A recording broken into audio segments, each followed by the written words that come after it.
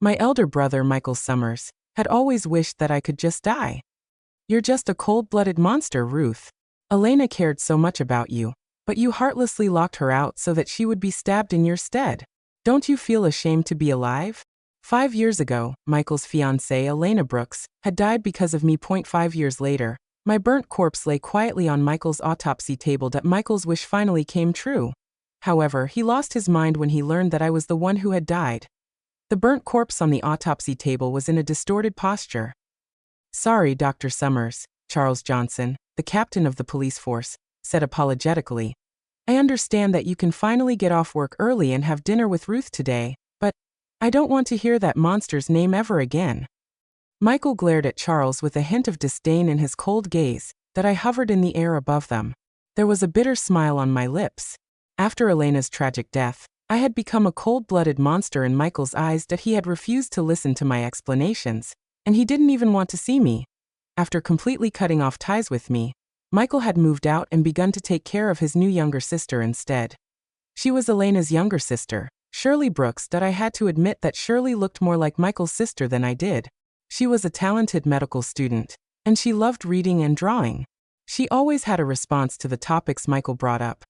I was nothing like her. I was 23 years old, and I had been selling vegetables for a decade. I couldn't understand most of the things Michael talked about, and I wasn't very good with words. I had only ever asked him if he had enough money, or if he had bought something nice for Elena. With just a slight nudge from Michael, the left arm fell cleanly off the corpse and landed on the floor with a thud. Charles was stunned. What? Michael explained.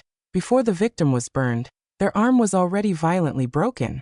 Only their skin and tendons remained connected, so after the high-degree carbonization, the arm would fall off. The carbonization level was quite severe, so we can't extract the DNA to verify their identity. The culprit must know a lot about forensic anthropology. I expected nothing less from Michael.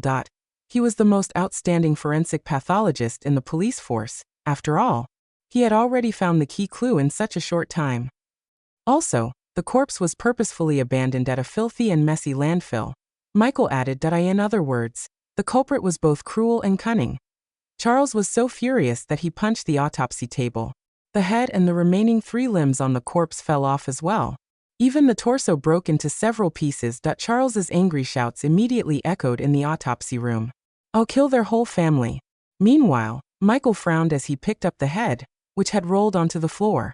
Also, the victim might very well be alive when they were burned, he observed. I couldn't help shuddering. I hadn't realized that even in spirit form, I was capable of recalling fear and pain. On the first day, my left leg was broken. I lost my right arm on the second day and my left arm on the third. My right leg was gone on the 4th day, followed by my spine on the 5th. On the 6th day, my face was slashed. She would give me nutritional injections every day, and she would even administer some pain relief. On the 7th day, she had slowly hacked away at my neck bone with a scalpel. However, she had avoided my trachea on purpose. After that, she had filled my stomach with gasoline. I wondered if Michael could still figure that out at this point. When Michael was placing the head back on the body, he suddenly frowned as he examined the corpse's chipped front tooth in detail. I began to drift around in panic.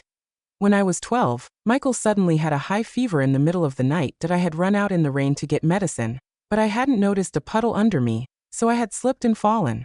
I had chipped my front tooth then. Michael must have recognized me by now, right?